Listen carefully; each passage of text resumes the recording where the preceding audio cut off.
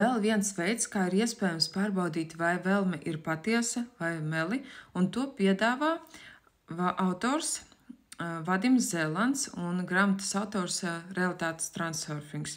Un viņš pielīdzina šo metodi un šo veidu kā šopingam. Un tagad iztēlamies, kā mēs dodamies šopingā vai atceramies, ko mēs darām. Pirmais variants ir tad, kad tu dodies uz šo šopingu, tu ilgi meklē, tu daudz šaubies, tu nevari atrast pareizo un īsto lietu, kleitu, un tu visu laiku tur mēries, tur 100 reizes, visu laiku kaut kas ne tā, un beigās tu nopērc. Un kad tu atnāc mājās, uzģērb to lietu, un tu saproti to, ka viņa kaut kā nesēž uz tevīm, kaut kā, nav tā kā vajag, vai viņa ir brākieta, vai kaut kas nav īsti riktīgi labi. Vai tev ir pazīstamas šāda veida sajūtas? Un otrais variants – tad, kad tu spontāni, bez apdomāšanas ieskrien veiklā, uzreiz iemīlējies kādā lietā, nopirki, un pēc tam tu vari ilgi un laimīgi šo lietu nesāt. Daudz un dažādas informācijas es stāstu kursā Laimīgas attiecības, pateicoties domu spēka praktikām.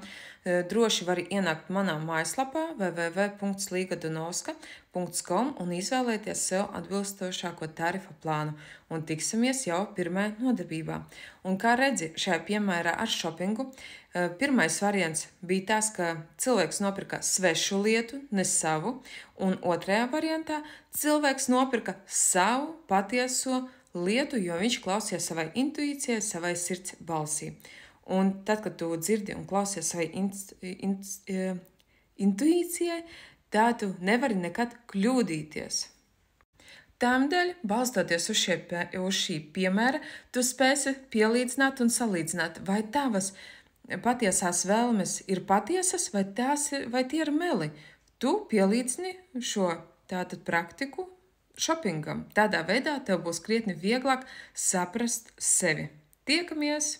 Un tieši tamdēļ cilvēks bieži vien nepiepilda savas vēlmes, bet viņš iet un piepilda svešu cilvēku sapņus un mērķus. Un tādā veidā viņš dzīvo svešu dzīvi. To nedaram, vienkārši klausamies sevi un ejam un īstenojam savus mērķus un savus sapņus. Tas ir viegli, vienkārši un galvenais, tu šajā brīdī sasniegsi pašu laimi.